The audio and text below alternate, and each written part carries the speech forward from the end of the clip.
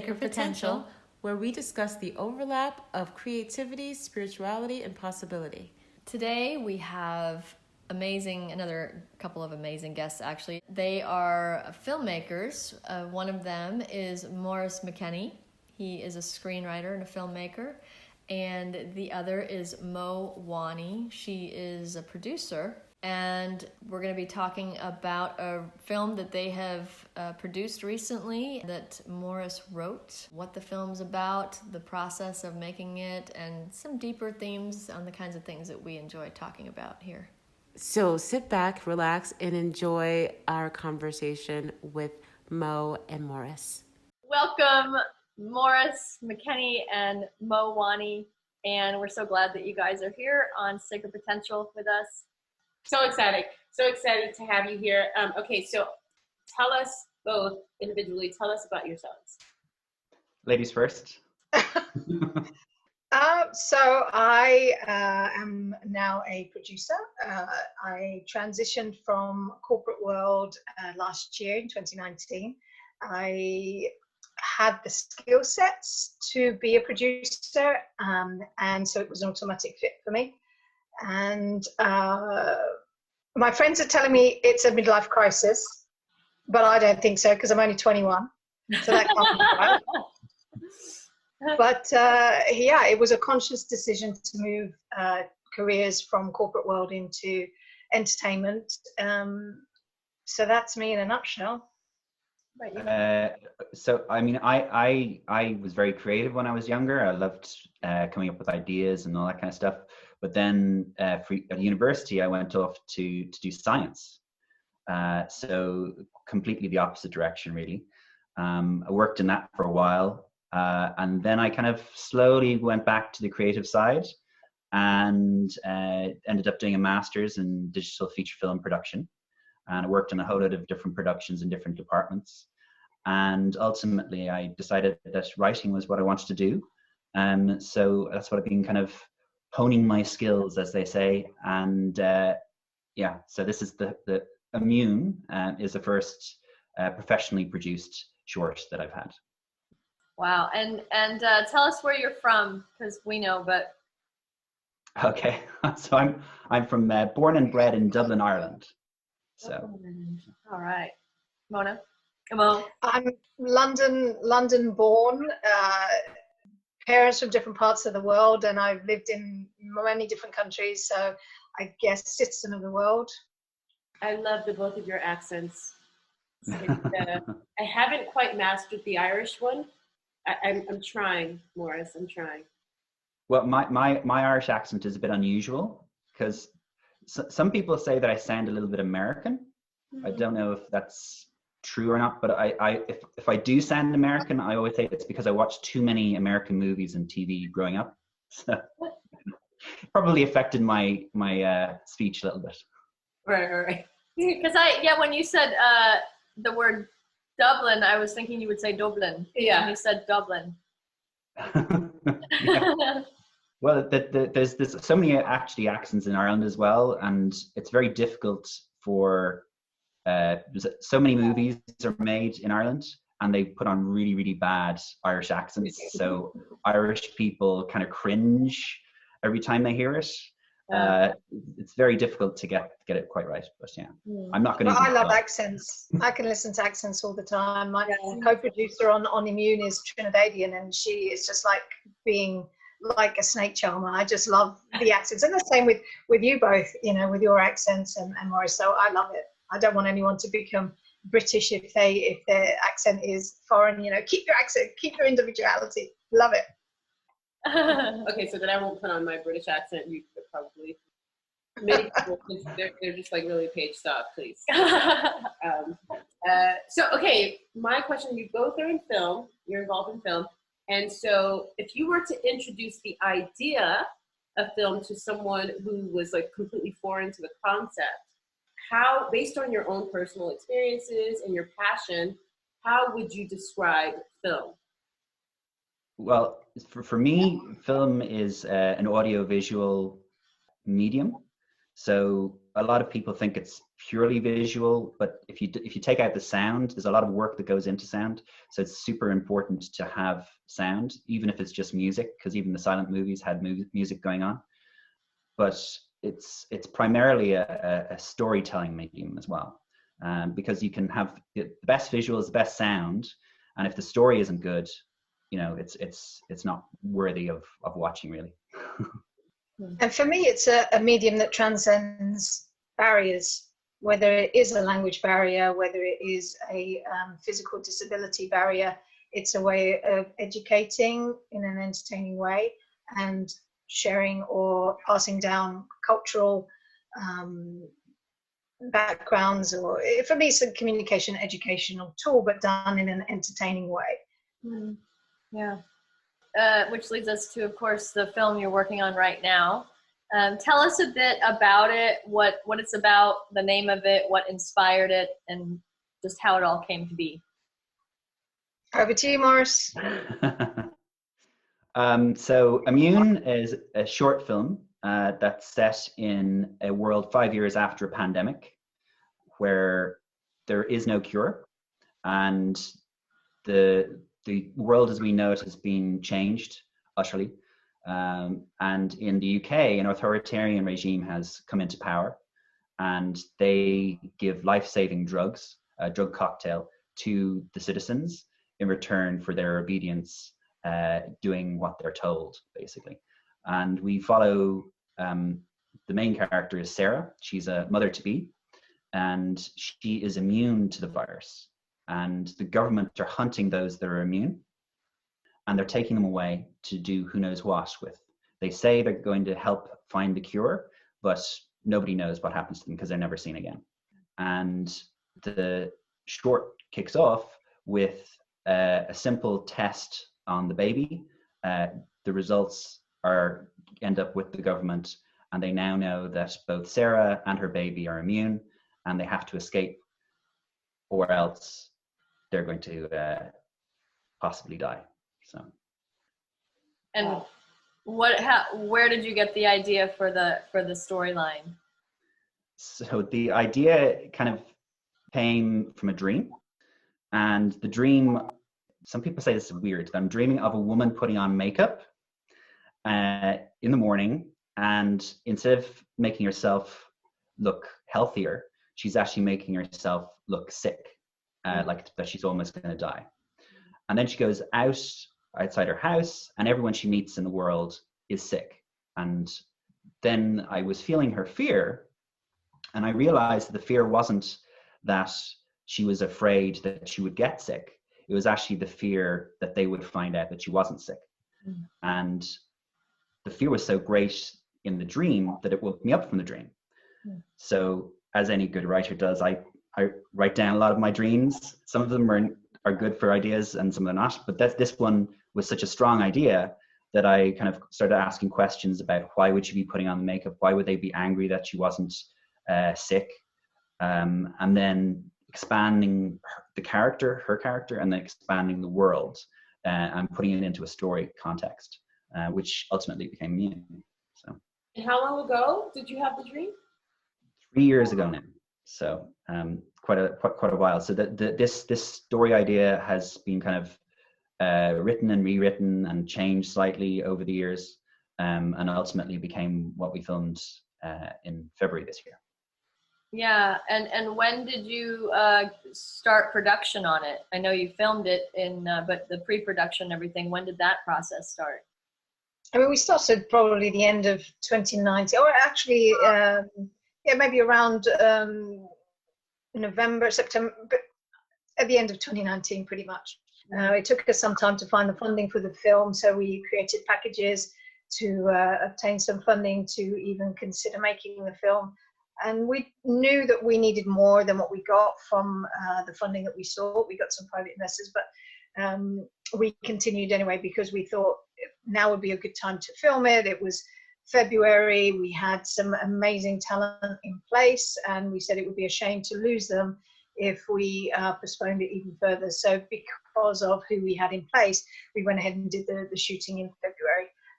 But we then continued with post-production after February, after raising some money through crowdfunding. So how did you guys connect, actually? Maurice and Monique and a number of others are part of a writing group, screenwriting group that we met in 2018. And we've all stayed connected, some of us more so than others, but we've all, I think, connected on quite a deep level. And I met the director and my co-producer, Leslie Ann and Robert. I met them at an industry event, and they were looking for writing talent because Robert is a director, Leslie Ann is a producer, and they were looking for great storytellers, but of a particular genre. So they weren't looking for animation or kid stories or romances. They were looking for thrillers and dramas. And so I reached out to some of the people within the writing community that I'm a part of and said, does anybody have a short story that could be suggested for this writer, for this producer and director couple? And they selected, out of whoever replied back to me from the group, I think it was about 6 people that responded with a short story, and they selected Maurice's story in Noon as it was probably going to challenge them creatively, particularly Robert, challenge him a bit more creatively. But also he loved the story. He loved the story from when he read it as well, and he met Maurice, and they instantly hit it off. They're both sci-fi fans.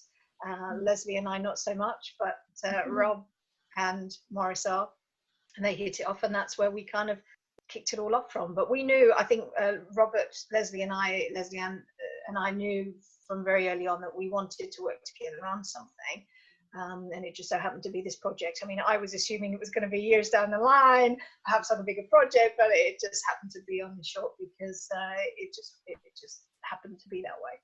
Yeah, it came together really fast. How did you get the actors that you have? Because you've got some actors that have been in some pretty significant things. We had, I think the great thing about having 2 producers and also Robert is that we had a bigger pool of contacts that we could draw on. So some of the actors we had a personal connection to. We asked them, would they mind supporting us on the project by coming on board? And others we knew that we wanted to go out and actually seek that talent, because much like us, we are unrepresented by agents, and the likelihood of us getting work is pretty slim because most production companies will go to an agent to look for, their actors or for their talent. But also we wanted underrepresented talent as well on the project. So we went out and sought those individuals to make up the rest of the cast, which include the extras. And we put out open casting calls. We did auditions for those casts. We were really fortunate. We ended up with an amazing cast and crew. Crew were phenomenal as well, absolutely phenomenal. And again, some of those are through personal contacts, and some of them when we had the director of photography who came on, absolutely amazing guy, and he and the director Robert kicked it off. I mean, they were like twins. They were just so in tune with each other and worked so well together. Absolutely phenomenal talent. A lot of the crew were absolutely phenomenal talents. They came on board through recommendation, or again, we sought them out through, training academies, or people that we knew were like us that needed a step up or needed an opportunity to build more credit. So it was an active choice not to go with, people already established in the industry, but find those uniquely talented people another way. So, yeah. Wow. Yeah, it's amazing how quickly it came together. It's already been shot. It's just like it was meant to be made. It just feels like the timing doesn't feel like an accident. You know what I mean? Even though it feels kind of uncomfortable, maybe, the timing, but at the same time, it just. What did you guys learn about yourselves during, even after having made this film? Before, during, and after? Is there anything that you learned? Maurice, you kick off. I've been speaking enough.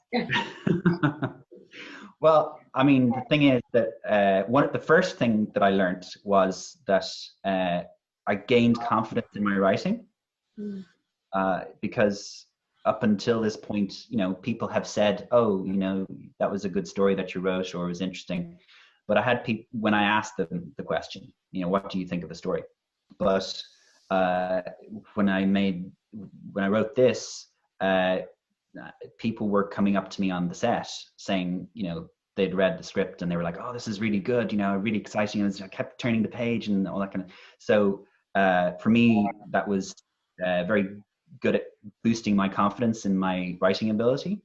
The other thing that I learned was that you have to have people who believe in a project, talented people, because everybody, the cast and crew, everyone put a, you know, 110% into the film.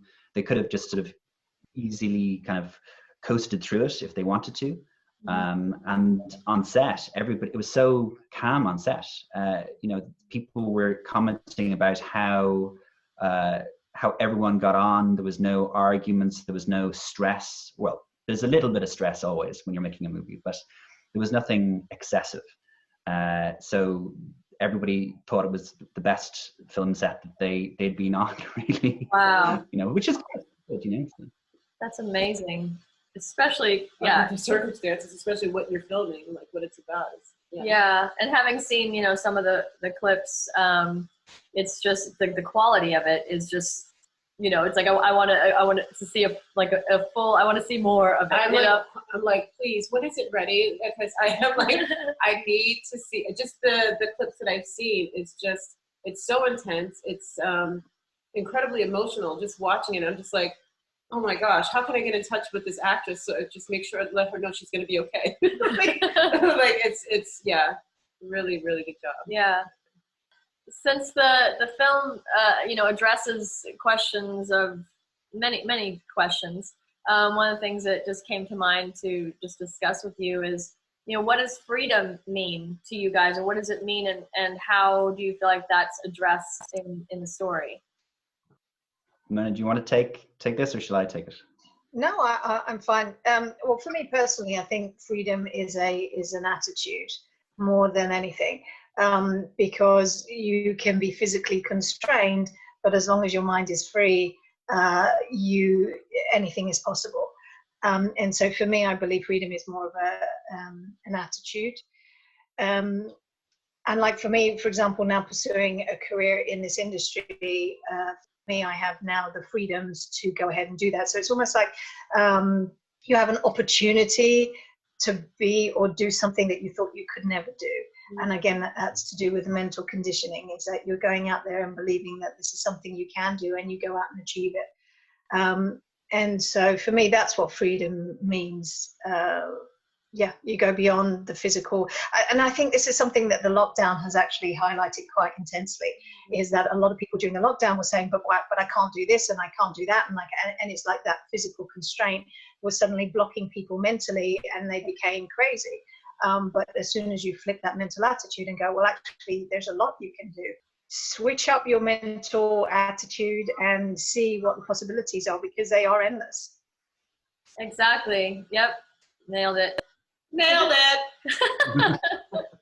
I'm not going to say anything now. Oh, please. Go for us. Please. Because, you know, you can talk about what it means to you, what it means, what it's, how it's addressed in the film, however you want to talk about it. Okay, so like in the film, there's a lot of conflict about freedom. So the government has their own attitude to their order. So freedom depends on constraints. It's kind of a yin and yang kind of thing, night and day, that you need each other to kind of know the difference between the two. You know, even in, like Mona was saying, in the lockdown, the difference between the constraint of having to stay at home and wanting to stay at home when you can go out is it's a mental difference. Your freedom is sorted the same when you're at home, whether you can go out or you can't go out, but mentally it feels different because you're constrained.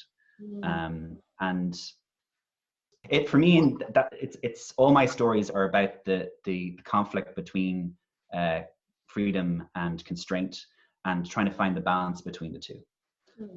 So in Immune, it's government versus the individual, but then the government have a point, because it's not in this short, but before all this there was chaos, so they brought constraints, brought order, but they went too far maybe.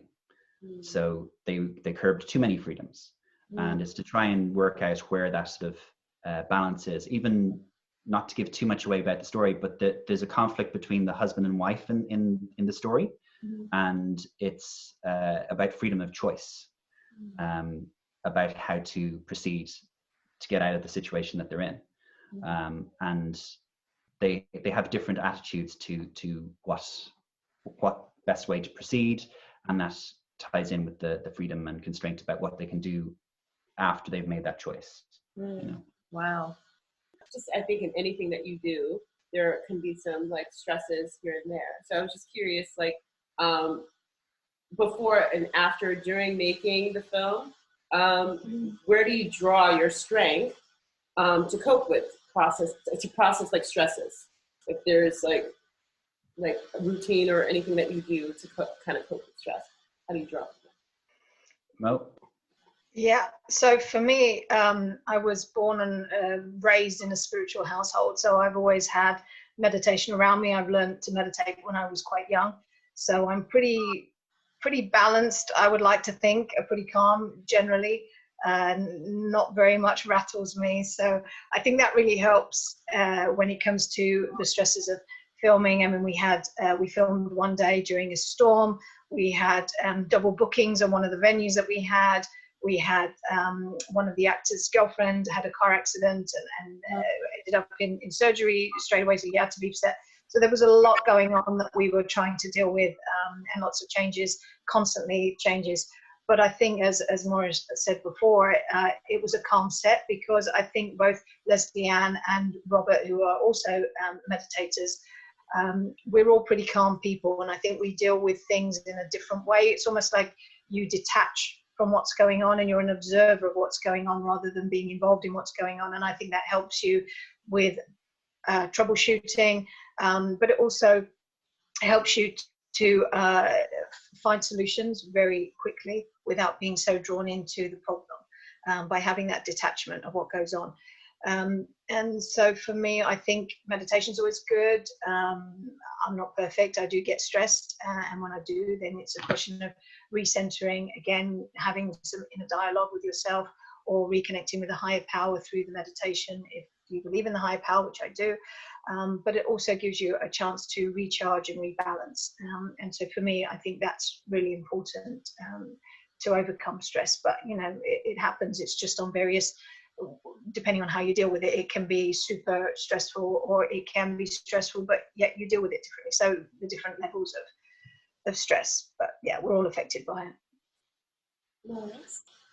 Well, I mean, the thing is, for me, it's about knowing what you can affect and what you can't affect. You know, so if you can do something to solve a problem, that's great.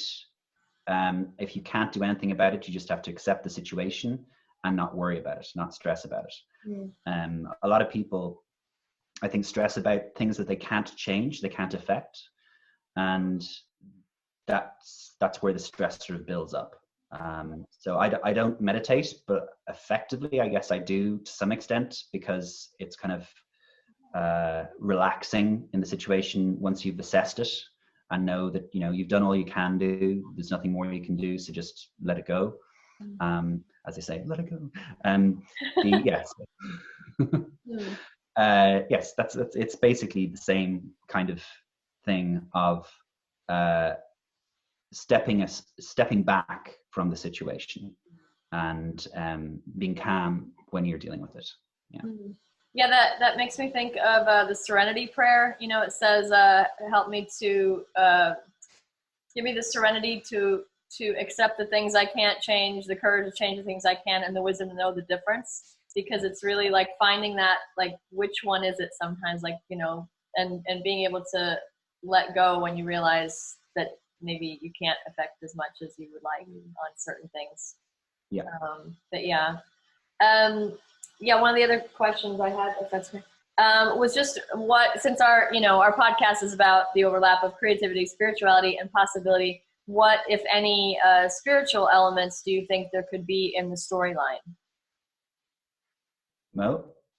Well, for me, I think it's hope that there's life beyond despair. You know, even seeing what we are now in lockdown is the fear of the unknown. But I think, yeah, for me, I think it's hope that there's always going to be life. There's always going to be something more. There's always going to be something positive that comes out of the negative. And so for me, hope is very powerful in the film, I think. Yeah. Yeah, I mean, for me, the film was sort of dealing with fear quite a lot. Yeah. And what I wanted to leave the audience with was the fact that I believe that hope overcomes fear every time, in the long run, you know, so that it's what makes life worth living as well. Hope, because if you have no hope, then there is no point in life almost. And that's really what, so not to give away the ending, but there is hope in the ending. That's all I'll say. But I also think about love, because the two main characters in the story, they very much do have a love connection between them. And also, as you know, it's about a mother-to-be, and it's a mother's love, and it's about making sure that there is a world for that child to be born into, which I think they will fight for. So love is also another factor. What are your thoughts on what other thoughts in terms of developing this idea further? And because you had mentioned earlier before we were recording, would you like to talk about that at all? I mean, we would love to be able to make Immune into a TV show at some point, when the timing is right. But Maurice also has some great stories that is, aside from Immune, Maurice has some great stories as well, which would be great TV shows. So I think the aim, my personal view, is that our aim is that something more comes out of this for all of us, whether it be a TV show of Immune, or whether it just be a job that pays. Just something that comes out of it, I think, is going to be a positive outcome. Yeah, it just has such potential for storylines and all kinds of directions it could go. Is really, and how long is the film actually, or are you shooting for it to be? It's probably going to be between roughly 15 minutes, roughly. I'm thinking probably now we're like going to just wind down, and I just wanted to take this time again to just thank you guys, honestly. And you guys kind of answered a question that I was going to ask in terms of what do you wish for people to take away from the film overall? And do you want to maybe say a little bit more about that, or? Well, I mean, like the film itself is a bit of a thrill ride, in the sense that once the action starts, you know, it doesn't let up right until the end. So there'll be catharsis for the audience at the end. But I think we kind of already said about the emotional roller coaster that they'll have gone through, that they'll feel hopefully happy and hopeful at the end. Well, we're excited to see it, and when are you aiming for it'll be released or done with post? Yeah, well, the aim of the film is to enter into some film festivals. We have those identified, and with the timelines, it should be entered or ready for entering beginning of May. So we're hoping, yes, it's currently being worked on at the moment, color graded, music composed. So yeah, it's let's say beginning of February. Maurice, did you want to say something there? No. I hope it gets accepted into all the festivals that we go for. So do we. I'm you will. It will. It's just not even a question. Yeah.